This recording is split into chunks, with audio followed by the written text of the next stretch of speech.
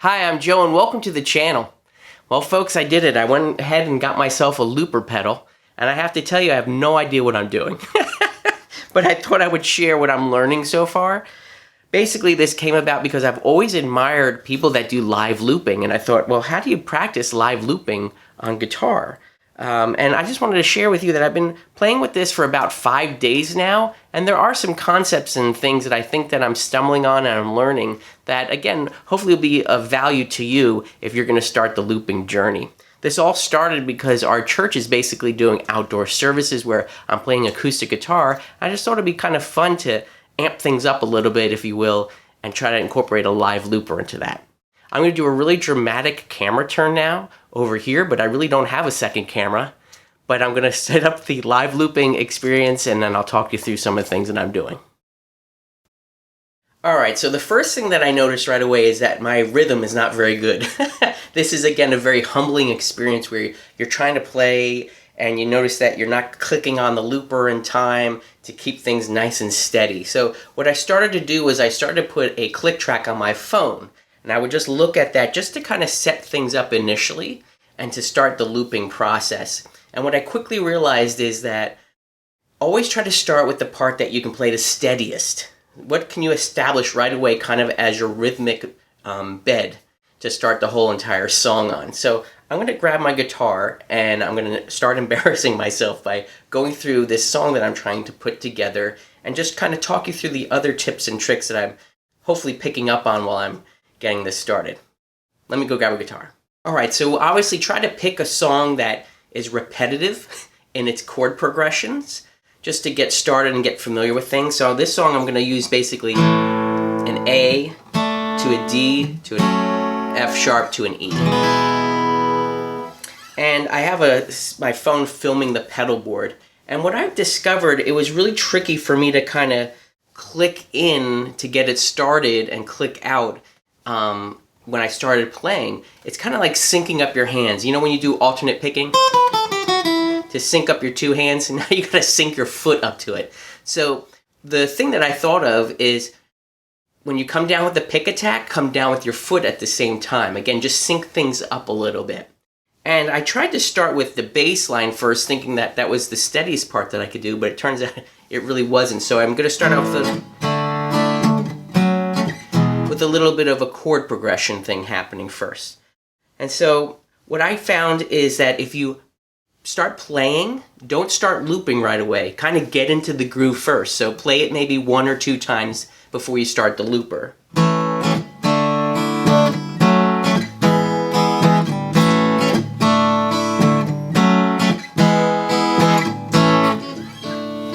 Now we have the loop going. And what I'm kind of listening for is, I'm listening, did I make a clear loop? When it starts over, can I tell?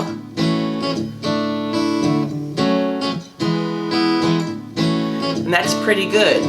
So now we have the basic bed, and you can start singing da da da da da da, or whatever the words are for your song.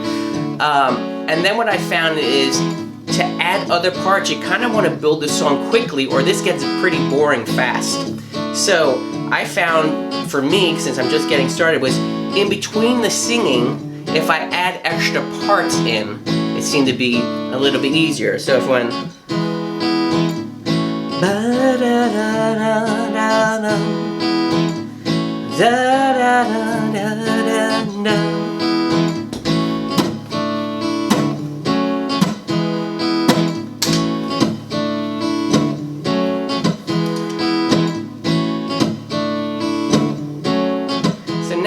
a second part, trying to build the song a little bit as it goes through, and I can hear that that is not in sync, it's slipping off.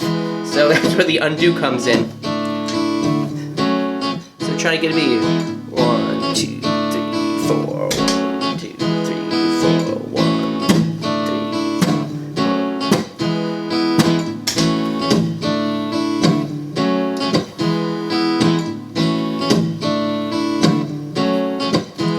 So now we have that going, and I have a 2-track looper, so what I'm trying to purposely do is I'm trying to split my tracks up where I kind of have the guitar or any of the bass parts or anything like that happening on one track, and I have the rhythm track on a separate track. This way I have options for an arrangement. So if I stop the song, I have options if I just wanted to come in with the kind of the rhythm thing. And then if I want to kick in the other part, it kind of gives you some flexibility with your arrangements. So I found that I'm adding a little bit of reverb for the snare type of sound. And then I went ahead and I got myself basically a octave pedal to try to add some bass parts in.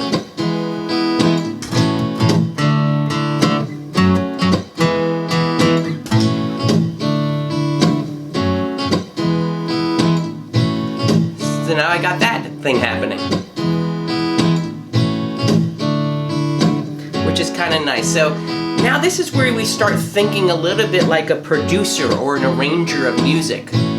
So every time I'm trying to add elements in between my singing just to bring a little bit more life into the music. And what I found in this song, there's actually a separate section that goes on. And I found I'm just going to stop the looper for it.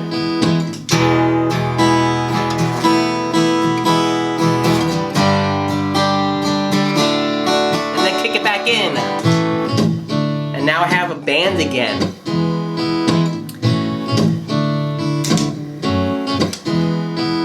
The other thing I wanted to mention too is while you're adding parts, you want to keep it interesting, but again, you don't want it to be, overpowering as far as the listener and you're plowing them with tons of frequencies. And one thing that I found out again, trying to thinking like an arranger or a producer would do, try to fill up all the frequency ranges in the song that you can. So we already have some low parts going on.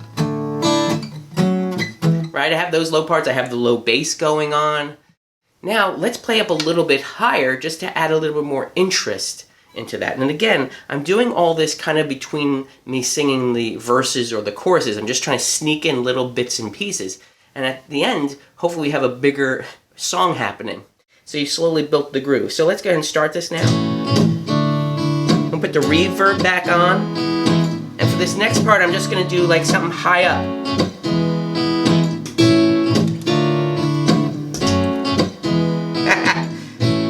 Well, that was a boo-boo. Let's try it again.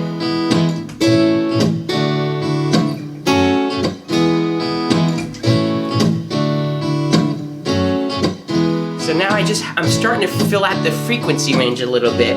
Seems like we could use a little bit more, kind of maybe like a 4 on 4.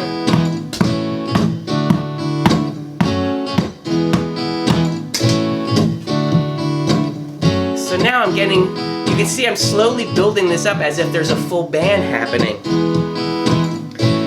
And I found what was kind of cool to do too, is to go ahead and add some distortion onto an acoustic guitar for some more of the low guitar parts.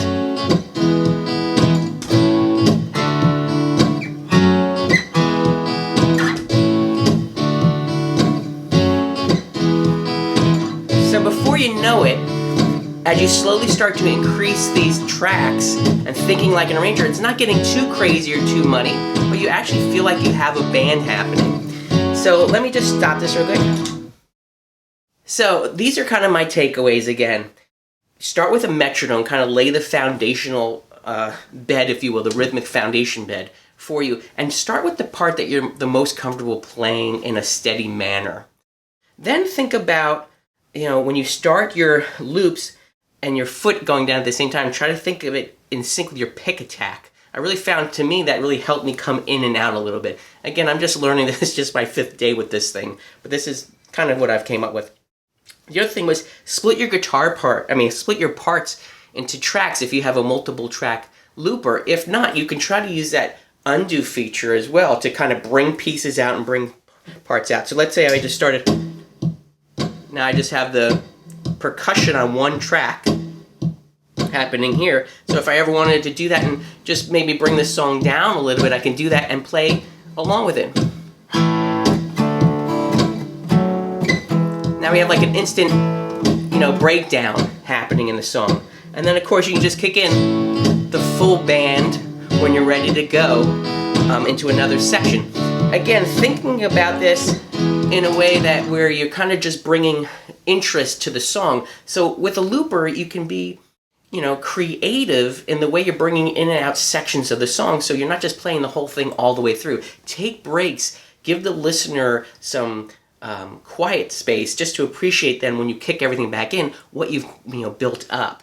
So the other thing too is, again, think a little bit like a producer or an arranger when you're making up your guitar parts or your bass parts or whatever it is, if it's your rhythm, if you're, you know, doing some type of hi-hat thing or whatever, and try to fill up the different frequency ranges in a song with the low end, the mid-range, obviously, and the high end.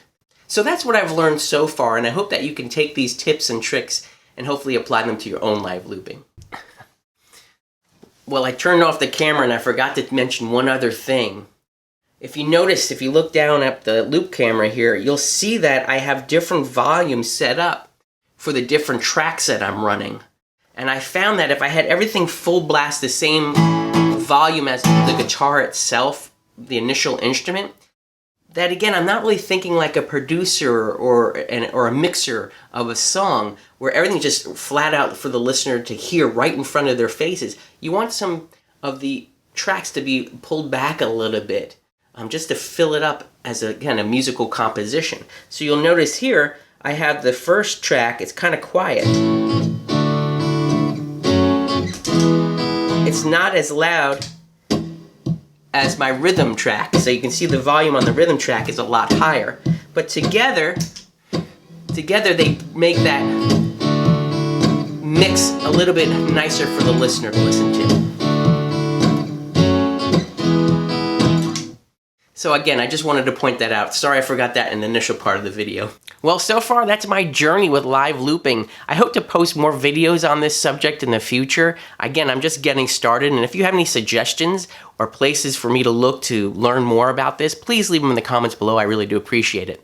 And while you're down there, if you found any value in this video whatsoever, please do me a favor and consider helping me grow the channel by subscribing down below and hitting the like button. All these things help me out, and I'm very grateful for that. I wish you a great day.